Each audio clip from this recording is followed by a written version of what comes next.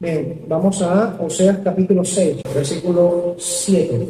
Así todos de pie, tanto niños como jóvenes y adultos, leemos la palabra del Señor en Oseas capítulo 6, versículo 7, en el nombre del Padre, del Hijo y del Espíritu Santo.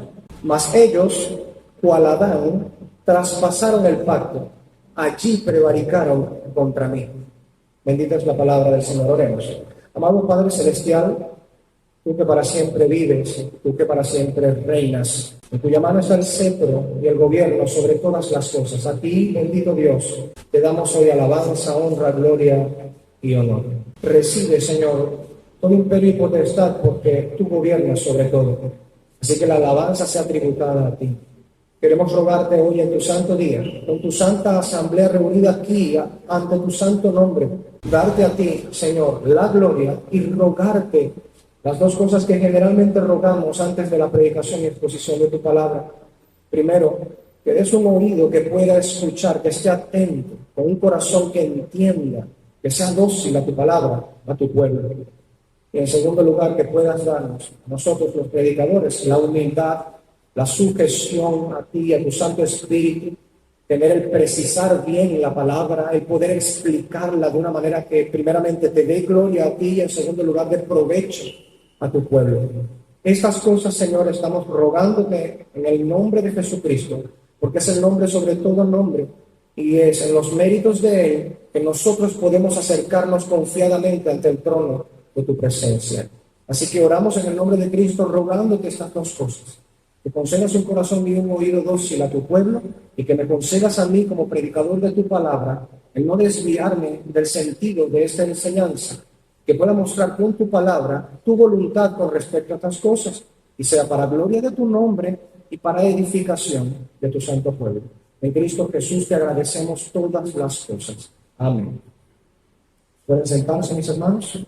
Bien, como estaba pautado, seguimos con la exposición de la teología pactual reformada, o la teología del pacto en la tradición reformada. Como ya sabemos, la iglesia cristiana en general, al menos más del 90% de la iglesia cristiana, tiene una forma de entendimiento pactual de las Escrituras. Sabemos que estas enseñanzas son en mayoría, por lo general en las iglesias modernas, completamente o en mayor parte ignoradas. No se tiene conocimiento de estas cosas. Pero, como sabemos que la cristiandad no está representada por ese minúsculo porcentaje de creyentes que ignoran estos temas que son tan importantes en las Escrituras, nos sentimos gozosos de participar de lo que Dios dice en su palabra, primero, y segundo, de ese gran flujo de testigos en la cristiandad, en la historia de la iglesia, que han levantado pues que el Señor se ha relacionado con la humanidad a través de pactos en la Escritura, que han tenido una forma de entendimiento pactual de las Escrituras. Y el día de hoy vamos a hablar sobre el pacto de obras, y que en otros contextos, en otras latitudes, quizás es conocido más como el pacto de la creación, el pacto de la creación. Ahora, el texto que he tomado como base, porque solo estoy tomando un texto base para a partir de allí comenzar a dilucidar acerca del tema en cuestión, está en Oseas capítulo 6, versículo 7, que recién acabamos de leer. Nuestro Dios, hablando precisamente por medio del profeta Oseas, contra la insinceridad de Israel, contra el pecado de Israel, contra la falta de arrepentimiento del pueblo de Israel, les dice: mas ellos, refiriéndose al pueblo de Israel, cual Adán traspasaron el pacto, allí prevaricaron contra mí. Es obvio y a todas luces que hay varias cosas que son evidentes en este pasaje. Lo primero es que es un reclamo de parte de Dios. Eso es lo primero que vemos en el pasaje. Es un reclamo de parte de Dios. Segundo, le está hablando al pueblo de Israel acerca del pecado que ellos han cometido. Y tercero, les habla en modo de comparación con Adán. Les dice cuál Adán. Cuarto, les habla acerca de un pacto que ha sido quebrantado. ¿Ok? Ahora, teniendo estas cuatro cosas en mente, vamos a ir poco a poco dilucidando acerca de ello e ir viendo con algunas notas que tengo pues apiladas junto a mí acerca del pacto de obras. ¿Qué queremos nosotros decir cuando hablamos acerca del pacto de obras? Lo que queremos decir en teología es que Dios, al principio de todas las cosas, cuando creó a Adán del polvo de la tierra y insufló aliento de vida en sus narices y llegó a ser el hombre un alma viviente, después de ello hizo un pacto con Adán. Un pacto en el cual Adán, siendo cabeza federal de la creación, llegaría a representar a la humanidad en el desarrollo de la obediencia o de la desobediencia de Adán a Dios allí en el Edén. En otras palabras o en sencillas palabras, Dios hizo un pacto con Adán para que si él desobedecía, Adán desobedecía la palabra del Señor, tendría una condenación, una maldición, que luego pasaría a ser el resto de la humanidad también, sería suyo para el resto de la humanidad. Y que si por supuesto tendría la obediencia a la palabra del Señor, Adán, también esto sería traspasado, esta justicia sería traspasada al resto de la humanidad. Pudiéramos decir en corto que el resto de la historia ya la sabemos, pero aún así vamos a pasar por esos textos para ir revisando con la palabra del Señor. Ahora entonces, lo primero que vemos en el pasaje de Oseas 6:7 es que el Señor está haciendo un reclamo. Y el Señor está haciendo un reclamo porque hay algo que reclamar. Parece muy lógico como para decirlo. Quizá estoy redundando, pero es necesario tomarlo en consideración por las implicaciones que vamos a tratar más adelante. Dios está reclamando al pueblo de Israel porque hay algo que reclamar. Y eso es lo primero, y con eso sello ese primer punto. Dios reclama porque hay algo que reclamar. No es solamente porque Él es soberano y le puede reclamar a quien quiera. No, porque si Él reclamara sin ninguna razón justa por la cual reclamar, Él sería injusto, y si es injusto, dejó de ser Dios. Pero como Dios es un Dios justo, lo que reclama es algo justo. Así que reclama porque hay algo que hay que reclamar. Lo segundo que vemos es que le está hablando acerca de pecado, de prevaricación. Así que lo segundo que debemos tener en consideración es que el justo reclamo de Dios es a causa de la existencia de algo llamado pecado. Ellos no se han arrepentido del pecado y Dios les está reclamando por causa de que tienen pecado. Y con eso sello este segundo punto. El justo reclamo del Señor es a causa de que ellos tienen pecado. En tercer lugar, vemos claramente la comparación con Adán. Les dice, ellos, cual Adán. Aquí vamos a regresar dentro de poco. Hace una comparación con respecto a Adán. ¿Quién es Adán? El primer hombre que fue creado por Dios en el jardín del Edén. Vemos allá en Génesis capítulo 2, ahorita iremos allá, que Dios creó a este hombre y le puso por nombre Adán. Así entonces establece un paralelo con el primer hombre creado. Y dice, ellos, cual Adán, pecaron contra mí. Así que ese segundo punto que habla del reclamo también de Dios por causa del pecado, tiene que ver con la comparación que Él ha hecho con Adán. Adán pecó contra Dios. El pueblo de Israel pecó contra Dios. Esa es la relación o el paralelo que vemos claramente en este tercer punto. Y con eso terminamos ese tercer punto. El cuarto punto que podemos ver en este pasaje es que todo esto se da en torno a una palabra específica. ¿Quebrantaron qué cosa? El pacto. Hay un pacto. El Señor está reclamando y reclama de manera justa que a través del pecado ellos, cual Adán, han quebrantado el pacto del Señor. Lo cual nos dice claramente que así como Israel había quebrantado un pacto contra Dios, nos dice implícitamente, porque si no la analogía, la comparación no tendría ningún sentido, nos dice implícitamente que Adán también tuvo un pacto con Dios y que fue quebrantado. ¿Por medio de qué? Del pecado. ¿Del pecado de quién? ¿De Dios? Obviamente no, del pecado de Adán. Hubo un pacto con Adán, el pecado de Adán quebrantó ese pacto y tuvo consecuencias. Este es precisamente el punto en donde vamos a descansar más en esta hora para poder dilucidar acerca del pacto de obras. Ahora, vayamos un momento a Génesis capítulo 2, por favor. Encontramos que en el relato de la creación, el capítulo 1, por supuesto, nos expone de manera generalizada la creación y el orden o la sucesión de eventos que llevó el Señor para la creación de todas las cosas, incluyendo al hombre. Pero en el capítulo 2, por supuesto, expone de una manera mucho más precisa la creación del hombre. Y dice en el versículo 7 de Génesis capítulo 2, dice: entonces Jehová Dios formó al hombre del polvo de la tierra y sopló en su nariz aliento de vida, y fue el hombre un ser viviente. Y Jehová Dios plantó un huerto en el Edén al oriente y puso allí al hombre que había formado. Luego pasamos unos textos más adelante y en el 15 dice: tomó pues Jehová Dios al hombre y lo puso en el huerto de Edén para que lo labrara y lo guardase. Y continúa diciendo: y mandó Jehová Dios al hombre diciendo: de todo árbol del huerto podrás comer, mas del árbol de la ciencia del bien y del mal no comerás, porque el día que de él comieres ciertamente morirás. Y dijo Jehová Dios: no es bueno que el hombre esté solo, le haré ayuda idónea para él. Y por supuesto, luego creó a la mujer para que estuviera con él, haciendo lo que Dios le había mandado a hacer a Adán. ¿Cuál es el punto de todo esto? Bien, que aquí vemos una estructura pactual. Dios está hablando con Adán en términos pactuales. Puede que no encontremos la palabra pacto en este contexto, es decir, literalmente.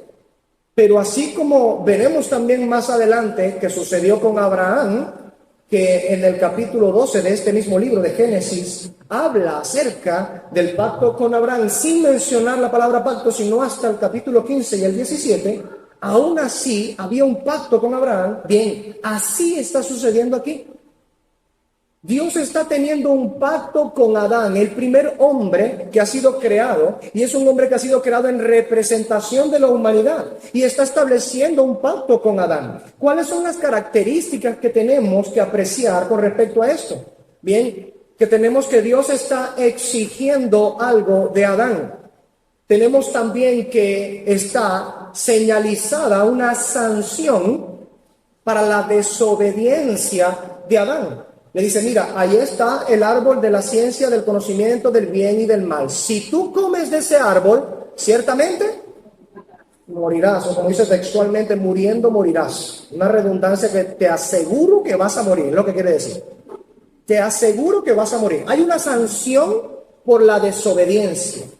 Y asumimos, porque luego el pasaje nos muestra también en el capítulo 3 esto mismo, y asumimos que había una bendición por la obediencia también.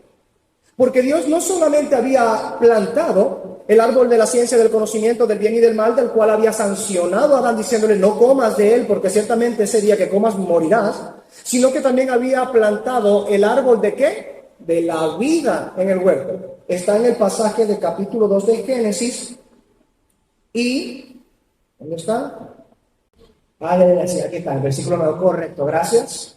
Qué bueno que están buscando en las escrituras y ya casi se parecen a los bereanos.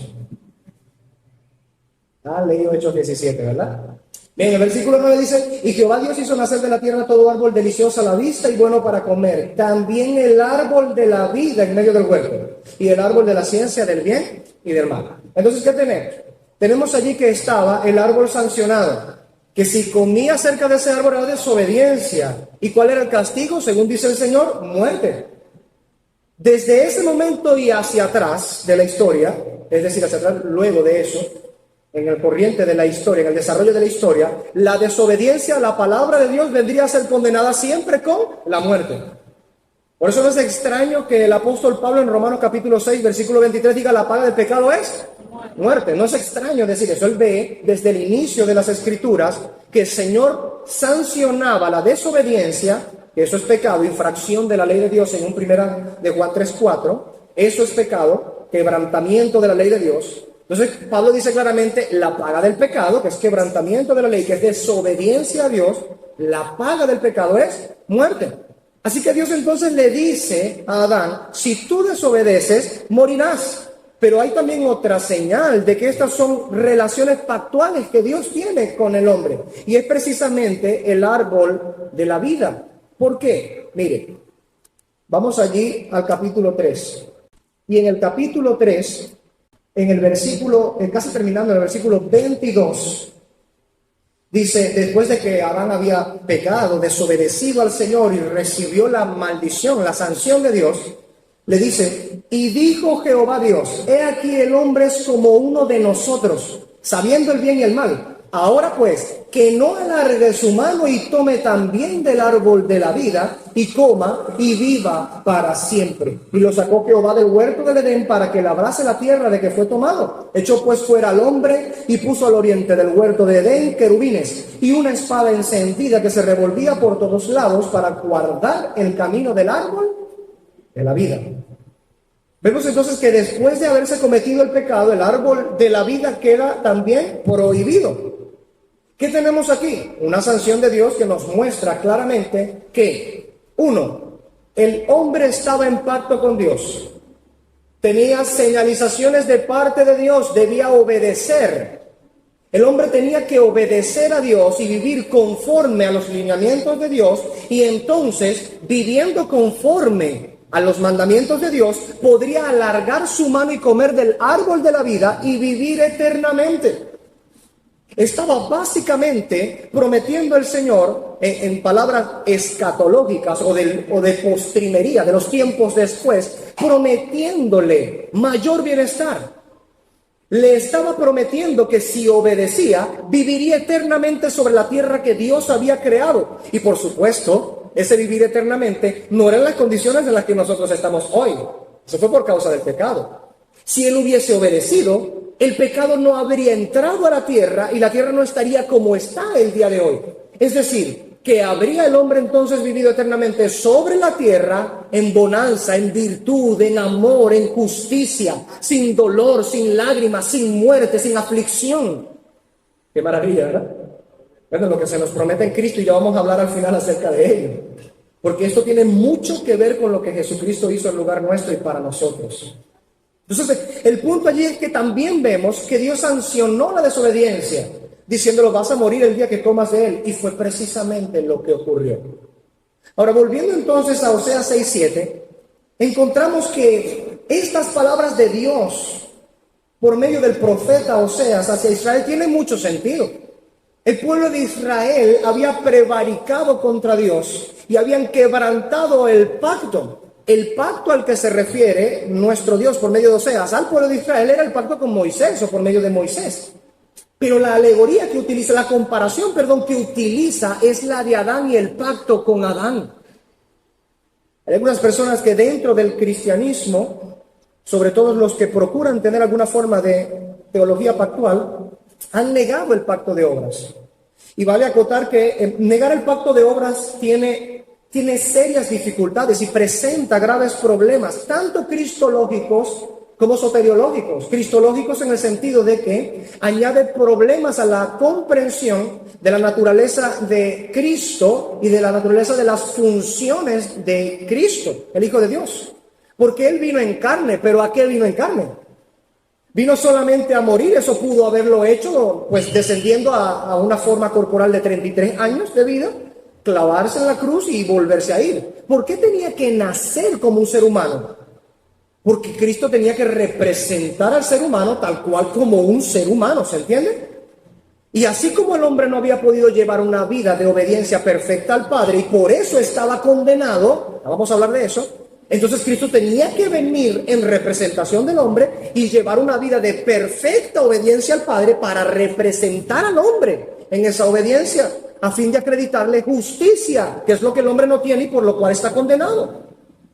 Así entonces, tiene graves implicaciones soteriológicas, que significa de salvación, y tiene graves implicaciones cristológicas también, cuando nosotros negamos que Dios tuvo un pacto con Adán en el Edén. Este pacto llamado el pacto de obras o el pacto de creación, como otros le conocen.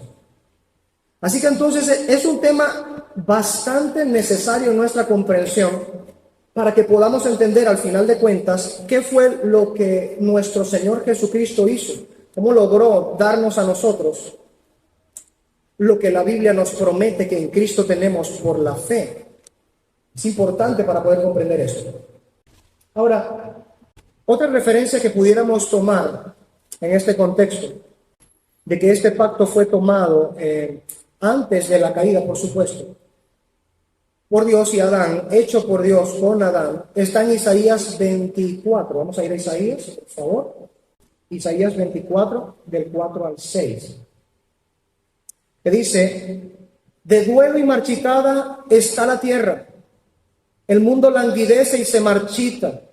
Languidecen los grandes del pueblo de la tierra. También la tierra es profanada por sus habitantes, porque traspasaron las leyes, violaron los estatutos, quebrantaron el pacto eterno. Por eso una maldición devora la tierra y son tenidos por culpables los que habitan en ella. Por eso son consumidos los habitantes de la tierra y pocos hombres quedan en ella. Pudiéramos decir que tiene un gran paralelo con Oseas 6:7, que es el texto inicial con el que hemos empezado a estudiar este tema. ¿Por qué? Porque los mismos 4 puntos que estamos viendo allá, los estamos viendo aquí. Aunque aquí no aparece la palabra Adán propiamente, cualquiera que revise el contexto del pasaje se dará cuenta que Dios está reclamando a toda la tierra en general, más propiamente a toda la humanidad sobre la tierra.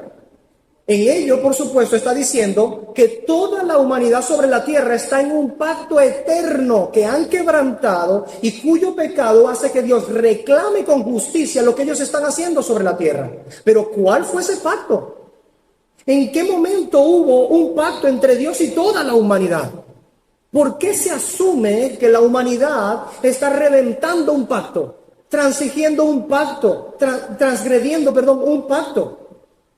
No puede haber otro momento en este contexto, y sobre todo porque tendría que ser un pacto de obras que quebrantar y por el cual reclamar, que el momento en el que Dios hizo el pacto con Adán.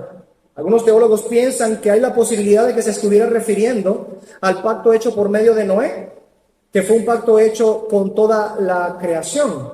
Pero allí no es un pacto que se requiera algo de la humanidad, ¿se entiende? Allí no se requiere algo del hombre propiamente. Allí más bien Dios en ese pacto se compromete a preservar la creación y no volverla a destruir por causa del pecado de la manera en que lo había hecho por medio del diluvio. ¿Lo recuerdan? Génesis 6 hasta el 9. Nosotros claramente entendemos entonces que al pacto eterno al que se está haciendo referencia en este contexto y que ha sido quebrantado por el pecado de todos los hombres, es el pacto que tuvo con Adán. Porque en Adán todos los hombres estaban representados. Adán era la cabezaduría de la creación, la representación federal de la creación. Y ahorita vamos a ver unos pasajes acerca de esto para verlo mucho más explícitamente. Así entonces vemos que hay un reclamo justo de parte de Dios. Toda la humanidad está en pecado y han quebrantado este pacto. Toda criatura que viene a la tierra viene precisamente en esta condición natural. Como todos descendemos de Adán, todos estuvimos representados por Adán y allá en el Edén, cuando fue quebrantado el pacto, cada uno de nosotros, representados por Adán en el Edén, quebrantamos también ese pacto. Es por esto que la palabra del Señor dice claramente que cada uno de nosotros nace con una naturaleza corrupta, tendiente hacia el pecado y bajo la maldición, con la condenación de muerte pesando sobre nuestros hombros. Porque venimos con esa condición natural porque ha sido imputada la culpa de Adán a nosotros. Esa naturaleza la hemos heredado. Algunos se sorprenden, dentro de la teología, algunos se sorprenden porque pareciera radical de parte de Dios el imputar a la humanidad la caída de Adán. Pero pienso que de alguna manera nadie discute, por eso decimos que tiene muchas implicaciones soteriológicas y cristológicas negar el pacto de obras, nadie discute que sea radical que aquellos que están representados por la cabeza federal Cristo les sea imputada la justicia para vivir eternamente. Con eso nadie discute. ¿Se dan cuenta? Pero discutimos, o algunos discuten, no meternos en una herejía, algunos discuten que Dios haya imputado a la humanidad que estaba representada en el primer Adán, que les haya imputado la injusticia de su primer padre, Adán. Pero nadie discute que se nos impute a nosotros, sin haber tenido ningún mérito tampoco, la justicia de Cristo, la obediencia perfecta de Cristo. Ahí hay una contradicción de aquellos que por supuesto niegan lo primero. Ahí hay una contradicción, pero no debe haberla en nosotros. No debe haberla en nosotros. Si queremos comprender bien qué es lo que Cristo ha hecho con nosotros, hemos de ver hacia un principio lo que sucedió con la humanidad representada en el Edén por Adán. Si nosotros consentimos la justicia del infierno para el desobediente, tendríamos que consentir también, porque sería lógico, la justicia del cielo para aquellos que obedecen. Como esto último no sucedió en Adán, allá en el Edén, por supuesto tenemos es lo primero, la condenación. Todos nacemos en una condición de naturaleza pecaminosa y heredando ¿qué cosa? Muerte, ruina y destrucción. Eso no debería a nosotros parecernos tampoco escandaloso. Efesios capítulo 2, versículo 3 dice claramente que nosotros, antes de ser transformados por el poder de Dios, éramos por naturaleza, ¿qué cosa? ¿Hijos de qué? ¡Ah, caramba! Éramos por naturaleza hijos de ira. ¿Y en qué momento, no? ¿Y en qué momento? Por naturaleza. No solo por los pecados que cometimos, sino que por naturaleza éramos hijos de ira. ¿Qué herencia tiene un hijo de ira? La ira de Dios, obviamente. La ira de Dios, obviamente. Y este es el punto. Un teólogo llamado Meredith Kline en su tiempo decía, tal como la desobediencia merece la manifestación de la justicia negativa de Dios en forma de una maldición, la obediencia merece la manifestación de la justicia positiva de Dios en forma de una bendición. Eso lo dice en su libro Covenant Theology Under Attack. La teología del pacto bajo ataque. ¿Qué sucede en medio de todo ello?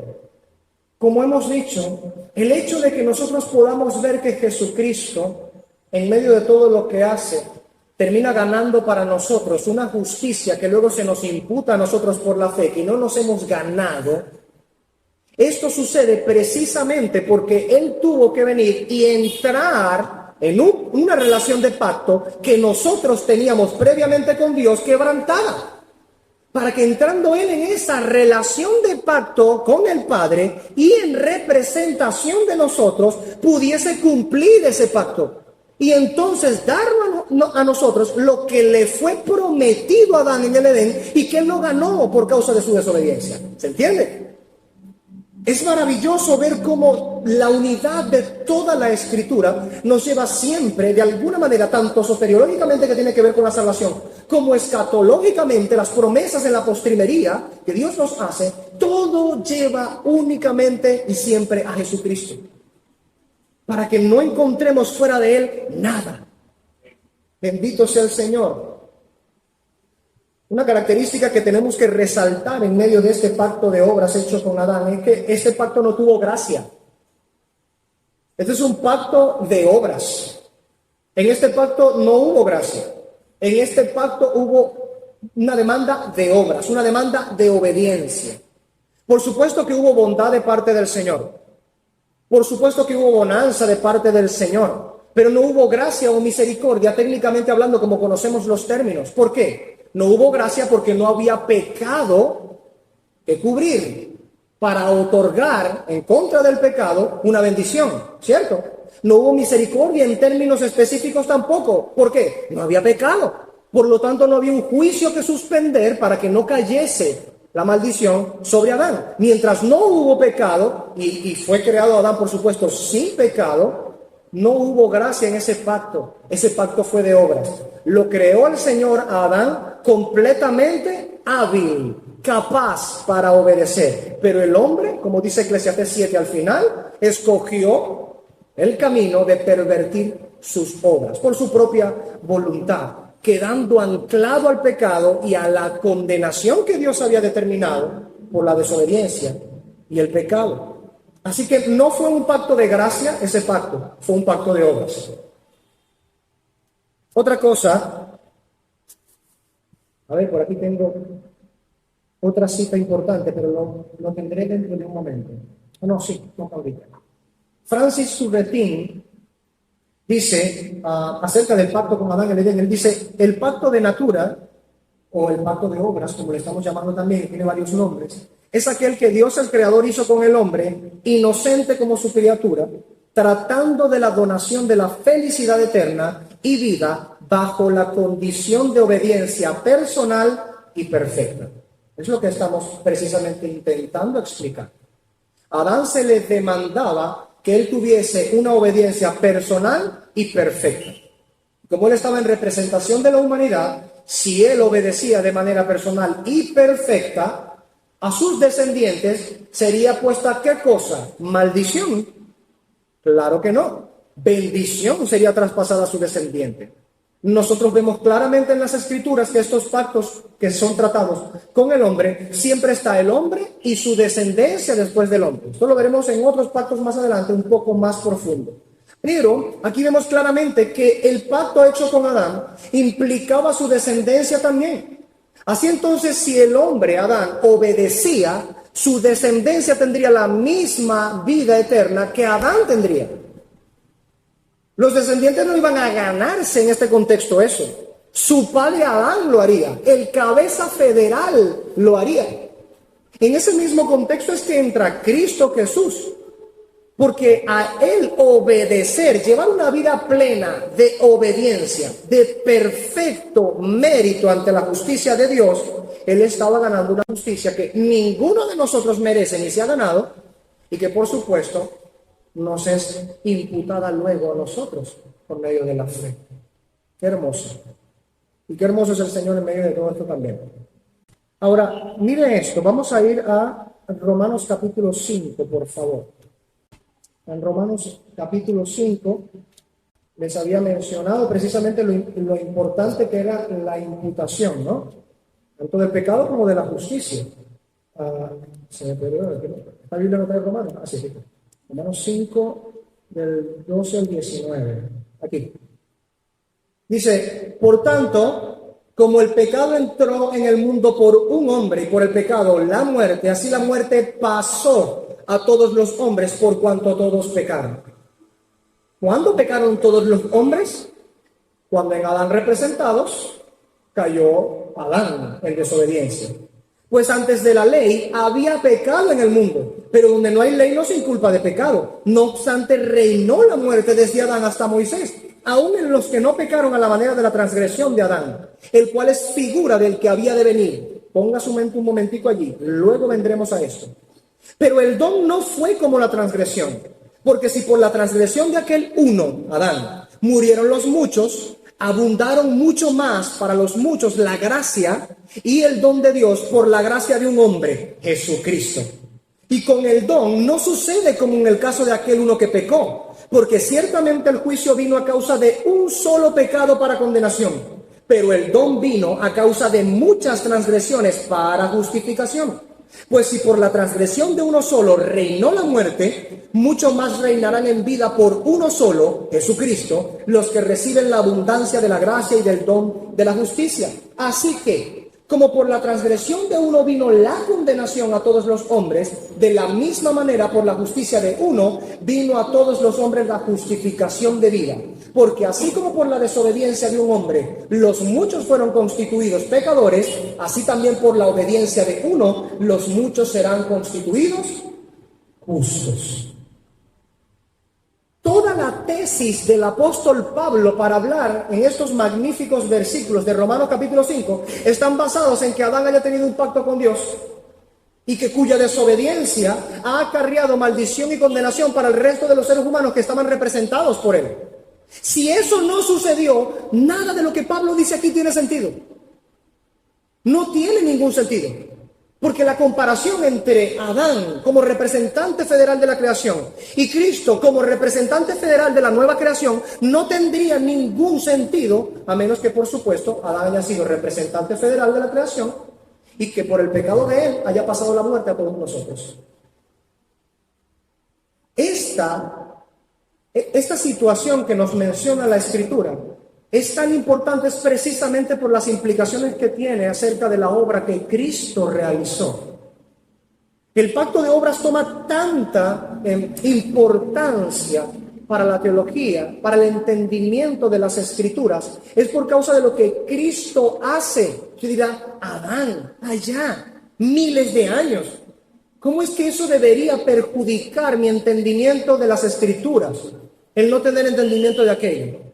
¿Cómo es que el buen entendimiento de aquello podría darme un buen entendimiento de las Escrituras y de lo que Cristo hizo por mí? Aquí vemos el ejemplo en Romanos 5. Si no entendemos qué fue lo que sucedió con Adán y que fue traspasado al resto de la humanidad, evidentemente no entenderemos qué sucederá luego cuando Jesucristo llega a la escena en las Escrituras y por medio de él, por supuesto, a la nueva creación, a la nueva humanidad, las nuevas criaturas en él reciben la justificación de vida. Allí vemos que hay señales de pacto, claramente. Como lo dice Gerardus Voss, otro teólogo y predicador de antaño, dice: Adán era libre de hacer el bien desde su naturaleza buena, pero aún no había llegado a la mayor libertad, en la cual solo se puede hacer el bien. Esta libertad fue puesta delante de él como un ideal. El medio para obtenerla era ese pacto de obras. Lo dice en su libro La doctrina del pacto dentro de la teología reformada. ¿Qué está diciendo él? El hombre fue creado con una naturaleza buena, capaz de obedecer. No como está ahorita en el pecado. ¿El hombre en el pecado es capaz de obedecer a Dios? Incapaz. No puede ni quiere someterse a la ley de Dios, lo dice el apóstol Pablo en Romanos 8, si mal no recuerdo. Su mente no puede ni quiere sujetarse a la ley de Dios. Más bien es hostil, es enemigo de Dios. Todo pensamiento, como dice Efesios 2, versículos 2 y 3 también, el hombre lo único que hace es seguir por naturaleza los instintos de su propio corazón caído. O como dice Génesis 6:5, de continuo, única y exclusivamente, ¿hacia dónde? Hacia el mal. Son los pensamientos e intenciones del corazón del hombre que ya ha caído en pecado. Así entonces el hombre naturalmente no quiere obedecer. El hombre sigue siendo libre en el sentido de que todo lo que quiera hacer hace, pero no es libre en el sentido de que todo lo que quiera hacer es pecado. El hombre no busca a Dios, dice Romanos capítulo 3, citando al Salmo. No busca porque no lo quiere, no lo desea, porque está caído en el pecado. Y desde el Edén, así como Adán huyó para esconderse por causa del pecado, el hombre sigue huyendo y tratando de esconderse de Dios por causa del pecado. Y así como en el Edén, Dios salió al encuentro de Adán para buscarle y vestirle con ropajes que cubrieran su vergüenza, así Dios también hizo en Cristo. Salió al encuentro a buscar al hombre para vestirle con la vestidura de Cristo y arropar y cubrir sus vergüenzas. Este pacto de obras, entonces, es sumamente importante. La condición en la que Adán estaba es la condición de que podía obedecer o no obedecer. Había una libertad en este sentido. Adán podía obedecer y no obedecer. Aquí estaba verdaderamente el libre albedrío. No había pecado. ¿Qué dice Jesucristo? Que el que peca es esclavo ¿de qué? Del pecado. No es libre, es esclavo. Es esclavo del pecado. Pero Adán no lo era antes de la caída. Así que tenía delante de él la bendición y la maldición. Si obedecía, tendría entonces la bendición de la vida eterna y con ello la posibilidad de nunca más pecar, que es lo que nos es prometido a nosotros luego en Cristo. ¿Ve la belleza de esto? Nos es prometido en Cristo que en la transformación final, en la glorificación de nuestros cuerpos a imagen y semejanza de Jesucristo, que nos es prometido esto, nosotros seremos incapaces de pecar. Incapaces. Adán antes del pecado tenía la posibilidad de pecar y la de no pecar. Él podía escoger allí. Y el pacto estaba precisamente puesto en estos términos. Obedeces, tendrás la vida eterna y la incapacidad de pecar.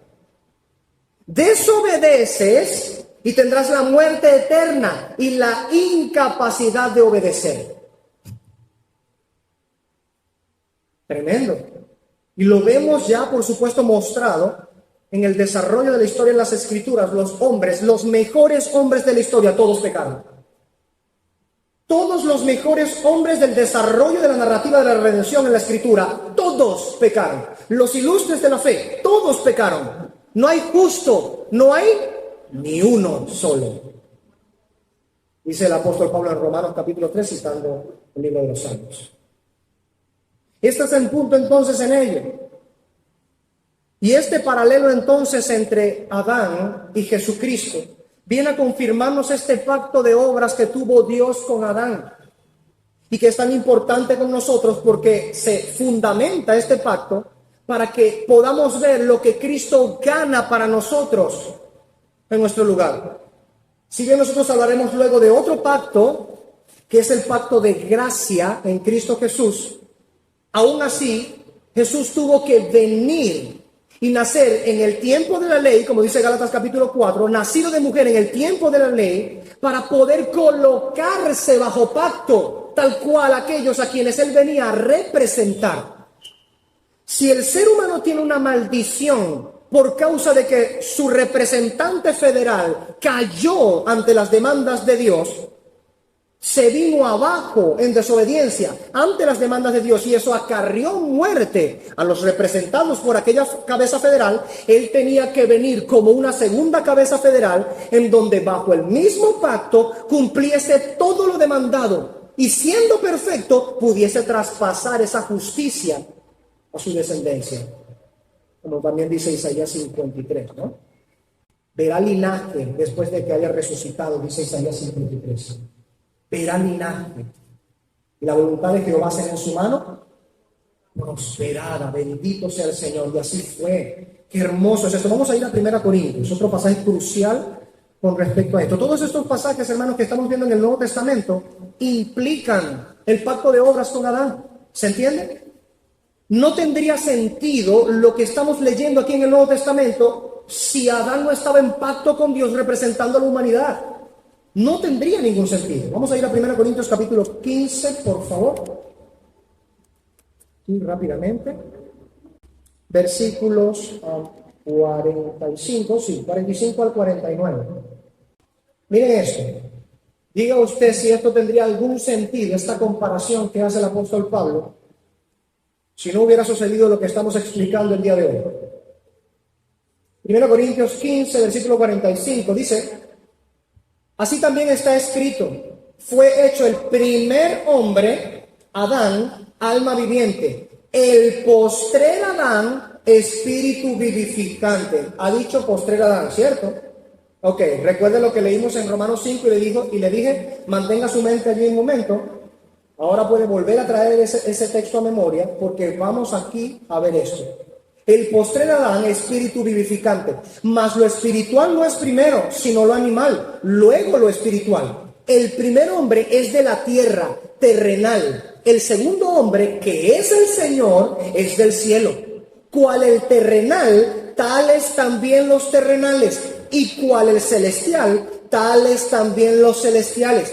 Y así como hemos traído la imagen del terrenal, traeremos también la imagen del celestial. ¡Qué bendición es eso! Pero esto no tendría ningún sentido si antes no reconocemos que todo el género humano ha traído la imagen del terrenal. ¿Cuál terrenal? El primer Adán. Para que ahora aquellos que están en el postrer Adán, ¿qué significa postrer Adán? El último Adán, el Adán posterior.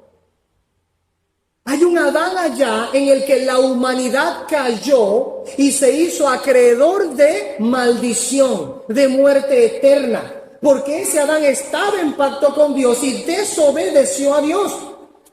Ya entonces el hombre no pudo alargar su mano para tomar del árbol de la vida y vivir eternamente. No pudo, por causa del quebrantamiento del pacto de las obras. Pero cuando viene el postrer Adán, cuando este nacido de mujer, nacido de carne y bajo la ley, como cualquiera de nosotros, y representándonos a nosotros, es introducido en este mismo pacto y lleva una vida de perfecta obediencia, porque en él no se halló engaño nunca en su boca. Al él llevar toda esa vida de perfecta obediencia, él ha podido luego decir: extiendo mi mano con todo mérito para tomar del árbol de la vida eterna y darle a toda aquella humanidad que está representada en él. Bendito sea el Señor. ¿Sabe por qué vemos en el libro de Apocalipsis, el libro libro que cierra la Escritura. Vemos en el Génesis un libro, vemos en el primer libro de la Biblia, en el Génesis, vemos un árbol de la vida. Y un hombre que por el quebrantamiento del pacto, como nos dice Oseas 6:7, Adán quebrantó el pacto, no puede alargar su mano y tomar del árbol de la vida. Pero vamos en el último libro de la Biblia, otro Adán, el postrer Adán, y vemos otro árbol de la vida, y vemos que este ahora está abierto para dar entonces ahora vida, y vida en abundancia. Esto es lo que Cristo ha hecho. Cristo ha hecho que esto sea posible por causa de que Él cumplió este pacto de obras en lugar nuestro, para que por la fe nosotros podamos aprovecharnos de su mérito y justicia y alargar nosotros la mano y comer de un fruto que nuestra persona no ganó. Que lo ganó fue Jesucristo por su obediencia en nuestro lugar. Entonces, si hubo en el pacto con Jesucristo compromisos, condiciones y recompensas, y Cristo las cumplió perfectamente, y se nos promete con total seguridad las cosas que Cristo ha alcanzado por su mérito y obediencia, entonces claramente aquello que vemos en las Escrituras con Adán tiene también estructura de pacto. Adán estaba en pacto con el Señor, quebrantó el pacto, su pecado hizo que su descendencia, heredar la muerte, pasó la muerte a todos.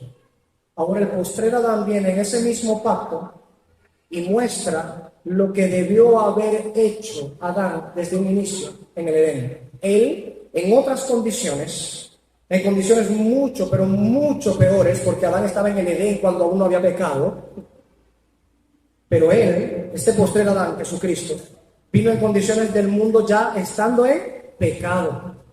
Ya el mundo estando bajo maldición, y Cristo fue introducido en el mundo, colocado bajo pacto de obras también, ese pacto de obras que trajo maldición a la humanidad por causa de la desobediencia del primer Adán, y él cumpliendo perfectamente no solo un mandamiento, sino toda la ley. Cristo es hermoso, se ha hecho precisamente el canal de bendición para aquellos a quienes Él representa. Por eso se nos dice en las Escrituras claramente que Él ha venido para darnos vida y vida en abundancia, que verdaderamente en Él hay vida eterna, una vida que es segura. Por eso Él dice claramente que el que cree en Él, aunque esté muerto, ¿qué pasa? Vivirá. Es que es tan seguro eso. Como tan segura fue la sentencia contra el pecado de Adán en el Edén, de cierto morirás, y cuando comió, de cierto murió. Así de cierto es también que cuando creemos en Jesucristo, la vida eterna nos es imputada a nosotros por la justicia de Jesucristo. Así como después del quebrantamiento del pacto de obras por Adán, Dios en su misericordia y en su gracia, porque ya había pecado en Adán, en la humanidad, por su misericordia y gracia, tomó de las pieles para cubrir las vergüenzas, la desnudez de Adán y de Eva. Así ahora, por Cristo, nos es cubierta nuestra vergüenza, nuestra desobediencia, nuestra maldad, nuestra vulgaridad, es cubierta decorosamente, nada más y nada menos que la justicia de Jesucristo. Por eso nos dice la Escritura que debemos vestirnos de Jesucristo, del nuevo hombre, ¿verdad? Hecho a imagen y semejanza de Dios, pero en la justicia y santidad de la verdad. El nuevo hombre, sí, ese nuevo hombre, ese postrer Adán es Jesucristo. Allí, cada uno de nosotros es nueva criatura. Nueva criatura. El nuevo orden de la nueva creación en Cristo Jesús. Lo que el hombre se mata por buscar en otros medios o por otros medios. Bien, para culminar, vamos a 1 Corintios capítulo 15, donde ya estamos, y leamos casi al final del capítulo, donde dice en el versículo 54 hasta el 57, dice: y cuando esto corruptible se haya vestido de incorrupción, se refiere a nuestro ser, y esto mortal se haya vestido de inmortalidad. Ya no podremos pecar, ya no podremos morir. Es lo que dice. Entonces se cumplirá la palabra que está escrita: sorbida es la muerte en victoria. ¿Dónde está, oh muerte, tu aguijón? ¿Dónde, oh sepulcro, tu victoria? Ya que el aguijón de la muerte es el pecado, y el poder del pecado, la ley. Una ley que ha sido quebrantada y acredita para nosotros la muerte. Mas gracias sean dadas a Dios, que nos da la victoria por medio de nuestro Señor Jesucristo. Amén. Bendito sea el Señor. Gloria a Dios. Esta es la victoria que el Señor nos ha dado. Aleluya. Bendito es el Señor. ¿Dónde está, oh muerte, tu aguijón? ¿Y dónde, oh sepulcro, tu victoria? Bendito sea el Señor. La muerte tenía victoria sobre nosotros porque nuestro primer padre Adán pecó. Y entonces la paga del pecado es muerte, y la muerte pasó a todos los hombres. Pero ahora que Cristo, en representación nuestra, ha obedecido todo, ¿cómo puede acreditársele a Cristo la muerte? No puede. Murió en nuestro lugar porque estaba pagando por nuestros pecados. Pero al haber muerto por nuestros pecados, dice la Escritura, la muerte ya no le puede retener. No puede.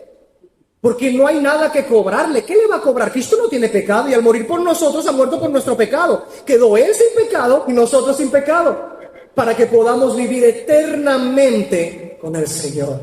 Bendito sea el Señor. Esta, hermanos, es la promesa de victoria escatológica que todo creyente tiene en Cristo Jesús. En Adán, el pacto de obras fue quebrantado, pero en Cristo, el postrer Adán, el pacto de obras fue fielmente obedecido. Y su obediencia, Dios, por la fe en Jesucristo nosotros, se nos es imputada la justicia de Jesucristo. Por eso podemos alargar la mano ahora y tomar libremente, sin que nos sea prohibido, del árbol de la vida y vivir eternamente. Bendito sea el Señor. Puestos de pie, vamos a orar al Señor. Oremos. Oremos al Señor. Amado Padre Celestial, te damos gracias por tu bendita y santa palabra. Ella es para nosotros un faro en medio de la niebla. Es una antorcha que brilla en medio de la más oscura niebla, como dice el apóstol Pedro. Ella, Señor, como dice el salmista en el 119, es lámpara, es lumbrera, Señor. La exposición de ellas alumbra, da entendimiento. Como dice Isaías, tenemos que hablar conforme a ella, porque quien no habla conforme a ella no le ha amanecido, no le ha resplandecido la luz. Como está escrito, es verdaderamente en esa luz, en tu luz, en donde veremos la luz. Gracias, Señor, por lo que tú has hecho en Cristo Jesús. Y entendemos claramente, Señor, que nuestra vida, la vida eterna, la bendición, la herencia, el provecho, la eternidad junto a ti, el gozar de un reino inmarcesible y glorioso, no nos hemos ganado nosotros. No es por ninguna obra que nosotros pudiésemos haber realizado, porque en realidad no podíamos realizar aquello que tú demandabas de nosotros, sino que es por causa de lo que Cristo ha hecho por nosotros y delante de ti, ante ti, en pacto contigo, en lugar nuestro, para darnos a nosotros el provecho, la bendición, la herencia eterna. Gracias, Señor. Gracias, bendito Dios. Gracias por darnos esta belleza de promesa, esta hermosa promesa, que en Cristo Jesús recibimos vida y vida en abundancia, porque Él ha cumplido con las exigencias que nuestro primer padre, Adán, allá en el Edén, no cumplió. Nosotros fallamos contra ti, pero Cristo no lo hizo. Cristo obedeció, hizo tu voluntad siempre, como solía él decir que había venido a hacer tu voluntad, para que nosotros ahora sea contada la justicia de Cristo, como si nosotros hubiésemos vivido una vida perfecta y sin haber pecado, mientras que a Él se le fue imputada toda nuestra vida, como si hubiese vivido los pecados que nosotros hemos vivido, para que Él muriese en nuestro lugar, condenando nuestro pecado en su carne, para el día postrero levantarnos y resucitarnos de entre los muertos, porque ya el pecado habría sido condenado en Cristo tu Hijo, y podríamos nosotros entonces gustar de la eternidad libremente, como de justicia, porque Cristo precisamente lo ha cumplido todo. ¿Cómo no regocijarnos en esta noticia tan hermosa, Señor? Gracias, gracias, Señor, por eso. Bendito sea tu nombre, que a ti sea toda honra, gloria y honor. En Cristo Jesús, Señor, a ti oramos en agradecimiento y en bendiciones a tu santo nombre. Santificado sea tu nombre. Amén y amén.